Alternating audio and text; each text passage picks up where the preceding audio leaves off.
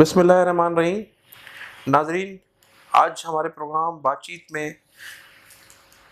ممتاز عالم دین، مفکر، مبلغ حسینیت علامہ سید اظہر حسین نقوی صاحب، شریعت ممبر شریعت بورڈ مہمان ہیں۔ علامہ صاحب، آج کل جو خطے کی صورتحال ہے اس میں ہمارا پڑوسی ملک ہندوستان پوری طرح سے یہ کوشش کر رہا ہے اور وہاں سے سازشیں کی جا رہی ہیں کہ سنی شیعہ کے درمیان ایسے اختلافات پیدا کیے جائیں کہ خدا نخواستہ ہمارا ملک عدم استحکام کا شکار ہو جائے۔ تو اس سلسلے میں آپ کے علماء کرام کا کردار کیا ہے اس میں؟ اعوذ باللہ من الشیطان الرجیم، بسم اللہ الرحمن الرحیم، الحمد للہ رب العالمین، الصلاۃ والسلام علی رسولہ الکریم وخاتم النبیین وآلہ وصحابہ اجمعین، اما بعد۔ جناب محترم تحسین عباسی صاحب، سب سے پہلے تو آپ کو آپ کے اس چینل کو کی افتتاح کے موقع پہ آپ کو مبارکباد پیش کرتا ہوں۔ شکریہ۔ پروردگار عالم آپ کو اس شعبے میں کامیابی و کامرانی عطا فرمائے۔ آپ نے جو بات کہی، مجھ سے سوال کیا کہ کیا ہندوستان کا اس میں ہاتھ ہے کہ پاکستان میں افراتفری پھیلائی جائے، استحکام پاکستان کو نقصان پہنچایا جائے۔ یہ درست بات ہے اور چھپی ڈھکی بات نہیں کہ ہندوستان جب سے بنا، پاکستان جب سے قائم ہوا، وہ اس قسم کی کوششیں کرتا رہا، اور اب جبکہ مسئلہ کشمیر بھی عیاں ہو گیا روز روشن کی طرح کہ وہاں اس کا ظلم اور اس کے ظلم کی پہلی مرتبہ لوگوں نے عالمی ممالک، عالمی سطح پہ اس کے مظالم کی مخالفت کی گئی اور مظلوم کشمیریوں کی حمایت کی گئی۔ اسلام ایک مکمل دین ہے جہاں امن و سلامتی کا درس ملتا ہے، اور اسلام نے ہمیشہ امن کا پیغام دیا ہے، سلامتی کا پیغام دیا ہے۔ اس وقت جو خطے میں مسئلہ درپیش ہے وہ یہ ہے کہ مسلمانوں کو ہر سطح پہ نقصان پہنچایا جائے، انہیں تکلیف پہنچائی جائے، ان کا خاتمہ کیا جائے، جو الحمدللہ انشاءاللہ تعالی یہ کبھی ان کی منحوس سازشیں کامیاب یہ نہیں ہوں گی، اور نہ ہو سکتی ہیں۔ یہ دین اللہ کا ہے، ان الدین عند اللہ الاسلام۔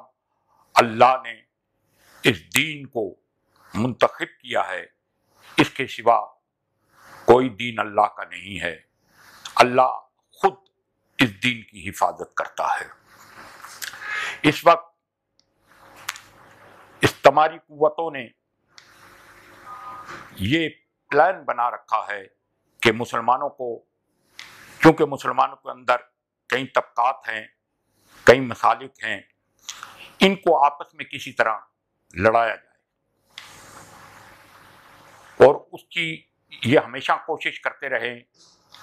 ابھی گزشتہ ایام میں انہوں نے یہ غلامی سازش کی۔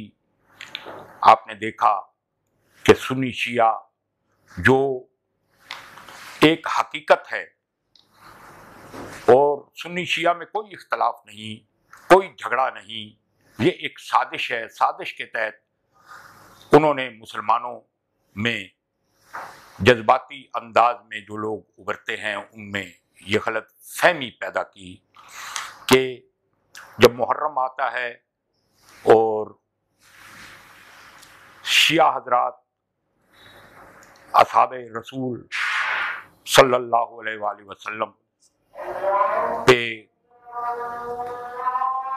کوئی نہ گستاخی کرتے ہیں یا نامناسب الفاظ استعمال کرتے ہیں۔ علامہ صاحب یہ فرمائیے گا کہ یہ ایسا محرم کے دنوں میں عموماً کیوں ہوتا ہے؟ لوگ بڑی فرسٹریشن کا شکار ہوتے ہیں، محرم کے دن ہیں اور بڑا ٹینشن، پورے ملک میں ٹینشن رہتی ہے، ادھر تمام طبقہ فکر کے لوگ پریشان، اور یہ 10 محرم کے گزر جانے کا جو ہے وہ منتظر ہوتے ہیں کہ یہ خدا کرے خیر و عافیت سے گزر جائے۔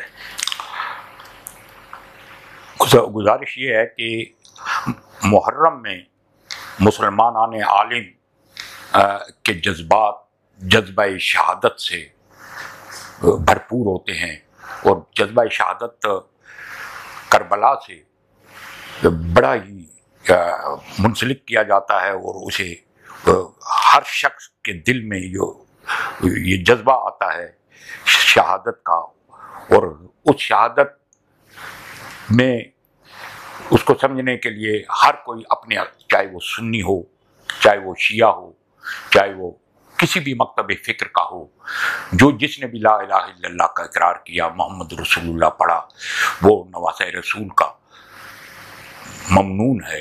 اور یہ جذبات آتے ہیں، اور جو استعماری قوتیں ہیں، یہود اور دوسری قوتیں، خاص کر ہندوستان کے اندر جو اس وقت مسلمانوں کے خلاف جو سازش ہو رہی ہے، وہ اس موقع کا انتظار کرتے ہیں کہ محرم آئے، 10 محرم آئے، لوگوں کے جذبات ابھرے ہوئے ہوتے ہیں اور انہیں اشتعال دلایا جائے ایک دوسرے کے خلاف، تو یہ وجہ بنتی ہے۔ لیکن علامہ صاحب، پاکستان بننے سے پہلے کوئی ایسی تاریخ نہیں ہے کہ جہاں سنی شیعہ کے درمیان کا اختلاف ہوا ہو، یا محرم کے دنوں میں جب پاکستان نہیں بنا تھا تو یہ مشترکہ براعظم ایشیا میں، براعظم اس میں ہندوستان میں، متحدہ ہندوستان میں، تو مشترکہ طور پر سنی اور شیعہ مل کر ماتم بھی اور تعزیے بھی نکلا کرتے تھے، اور خیرات بھی ہوا کرتی تھی، اور تو اس سے آج یہ پاکستان میں آخر کیوں ہے؟ اس کے پس پردہ وہ دشمن قوتیں تو نہیں ہے، وہ لوگ تو نہیں ہے جو اس ملک کے خلاف ہیں؟ یہ پاکستان بننے کے بعد یہ سلسلہ ہوا، اس سے پہلے آپ نے درست فرمایا کہ ہندوستان جب تھا، پاکستان وجود میں نہیں آیا تھا، اس وقت تمام سنی شیعہ مل کر غم مناتے تھے، سنی حضرات بھی تعزیہ نکالتے تھے، عقیدت کا اظہار کرتے تھے، اپنی مسلک کے اعتبار سے جتنی ان کو اجازت ہے مسلک کی، ان کے فقہ کی، ان کے علماء کی، وہ اس کا اظہار بھی کرتے تھے، غم بھی مناتے تھے۔ دراصل اس وقت صرف ایک مسئلہ بڑا اہم تھا کہ شیعہ سنیوں کا احترام کرتے تھے، سنی شیعوں کا احترام کرتے تھے، اور دونوں ایک دوسرے کا احترام کر کے اپنے اپنے عقیدے کے مطابق غم حسین کو مناتے تھے۔ لیکن یہ سلسلہ پاکستان بننے کے بعد آہستہ آہستہ بگڑتا رہا، اور پھر مسلمان کیا عوامل تھے، کیوں بگڑا؟ جبکہ ایجوکیشن امپروو ہوئی ہے، لوگوں کو تعلیم، شعور آیا ہے، لوگوں نے اس پر اسٹڈی کی ہے۔ اس سے پہلے تو اتنا شعور نہیں تھا، مذہبی شعور نہیں تھا۔ اس کے بعد تو یہ سلسلہ مزید ختم ہونا چاہیے تھا، اس سلسلے کو ختم ہو جانا چاہیے تھا۔ دیکھیے مسلمان جذباتی تو ہے، اور آپ دیکھ لیے کہ یہی چیز امریکہ کے اندر بھی ہوتی ہے، برطانیہ میں بھی ہوتی ہے، دوسرے ممالک میں بھی ہوتی ہے، لیکن وہاں کوئی مسئلہ درپیش نہیں ہوتا، وہاں بھی سنی شیعہ موجود ہے، لیکن یہاں پہ لیکن وہاں ایک ساتھ مناتے ہیں، ایک ساتھ سنی اور شیعہ ایک ساتھ، تمام 10 محرم، 9 محرم جب ماتم ہوتا ہے، جو بھی تہوار ہے، سنی شیعہ ایک ساتھ مل کر مناتے ہیں۔ یہ پاکستان ایک ایسا خطہ ہے جہاں اختلافات ہوتے ہیں، جہاں تصادم ہوتا ہے، جہاں لڑایا جاتا ہے۔ تو اس کے لیے آپ علماء کرام، شیعہ علماء کرام یا سنی علماء کرام کے درمیان ہم آہنگی ہونی چاہیے، کوئی ایسا سسٹم ہونا چاہیے کہ یہ سلسلہ ختم ہو۔ میں آپ سے عرض کروں کہ اس وقت یہ جو واقعہ ہوا پچھلا، اس کے بعد سنی اور شیعہ علماء آپس میں مل بیٹھ رہے ہیں، اور علماء اکرام کوشش بہت زیادہ کر رہے ہیں، مل رہے ہیں آپس میں کہ اس کو ہوا نہ دی جائے، اس کو سنبھالا جائے۔ میں آپ کے توسط سے ایک بات کہنا چاہتا ہوں برادران اہل سنت والجماعت کے عوام سے بھی، علماء سے بھی، دانشوروں سے بھی، کہ دشمن کے نزدیک بس یہی ہے کہ شیعہ صحابہ اکرام کو نہیں مانتے، تو میں واضح طور پر اپنا پوری قوم کی طرف سے یہ عقیدہ اس وقت ظاہر کرنا چاہتا ہوں کہ صحابہ اکرام رضوان اللہ اجمعین کا احترام ہمارے لیے ضروری ہے۔ رسول اکرم صلی اللہ علیہ وآلہ وسلم کا ارشاد ہے کہ میرے صحابہ آسمان کے ستاروں کی مانند ہے۔ سبحان اللہ۔ اور ہم بھی یہی مانتے ہیں، اور بلکہ میں اس سے بڑھ کر ایک بات کرتا ہوں، یہ ایک میسج ہے آپ کا جی میسج تمام لوگوں کے تمام لوگوں کے لیے، شیعوں کے لیے، اور سنیوں کے لیے، علماء کرام کے لیے، عام شخص کے لیے آپ کا میسج ہے۔ جی، اور یہ بھی میسج ہے کہ ازواج مطہرات ہمارے نبی کریم صلی اللہ علیہ وآلہ وسلم جو محسن انسانیت ہے، ان کی تمام ازواج ہمارے لیے مائیں ہیں، ایک درجہ رکھتی ہے ہماری، وہ مائیں ہیں، اور کوئی بھی غیرت مند انسان اپنی ماں کی توہین برداشت نہیں کرتا، نہ کر سکتا ہے۔ ہم کیسے ازواج مطہرات کی توہین کرتے ہیں؟ یہ ایک بیرونی سازش ہے کہ کوئی ویک پوائنٹ پکڑ کر وہ مسلمانوں کے درمیان مس انڈرسٹینڈنگ پھیلانے کی کوشش کرتے ہیں۔ علامہ صاحب، ابھی آگے چل کر آپ کا کیا لائحہ عمل ہے؟ سی پیک کے حوالے سے جو سازشیں پروان چڑھ رہی ہیں، اس میں کوشش یہ کی جا رہی ہے کہ پاکستان میں عدم استحکام پیدا کیا جائے، اور تمام چیزوں میں وہ قوتیں ناکام ہو چکی ہیں۔ اب ان کے پاس ایک واحد حربہ رہ گیا ہے کہ پاکستان میں عدم استحکام کیسے پیدا کیا جائے، یہاں سنی شیعہ کو لڑایا جائے، ان کے درمیان نفرت پیدا کی جائے۔ اور انڈیا میں تو یہ باقاعدہ سر عام الیکٹرانک اور پرنٹ میڈیا پر یہ باتیں عام کی جا رہی ہیں کہ پاکستان میں اگر پاکستان کے خلاف سازش تو بہت آسان ہے، سنی شیعہ کو لڑا دیا جائے تو یہ پاکستان کے خلاف بہت بڑی سازش ہوگی۔ تو اس کے متعلق آپ کا کیا لائحہ عمل ہے؟ آپ کے علماء کرام، شیعہ علماء کرام اور سنی علماء کرام کس حد تک اس سازشوں کو ناکام بنانے کے لیے کوشاں ہیں؟ ہمارے ملت کے غیور علماء اکرام اس مسئلے پہ بہت ہی زیادہ آپس میں گفتگو میں مصروف ہیں، جو آپ نے مسئلہ اٹھایا اس میں، اور اس میں ہماری تمام علماء اکرام سے میٹنگز بھی ہو رہی ہیں، بات چیت بھی ہو رہی ہے، علماء کے درمیان کوئی اختلاف نہیں ہے۔ وہ علماء بھی سمجھتے ہیں کہ یہ ایک سازش ہے، اور اس سازش میں سب سے بڑا ہاتھ ہندوستان کا ہے کہ سی پیک اسے برداشت نہیں ہو رہا، یہ حقیقت ہے۔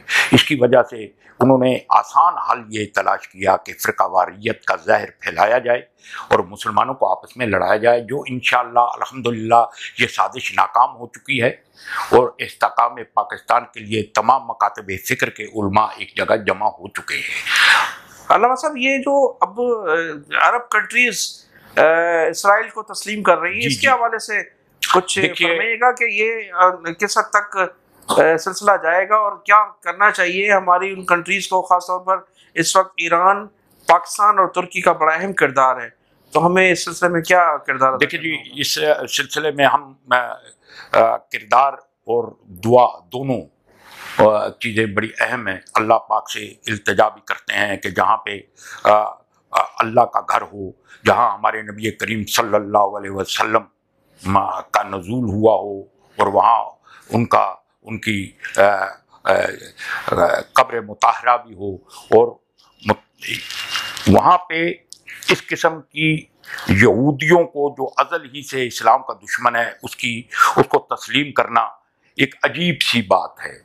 یہ سمجھ میں نہیں آتی کہ عرب ممالک کیوں تسلیم کر رہے ہیں، جبکہ وہ جانتے ہیں کہ مسلمانوں کو برداشت نہیں کیا جائے گا۔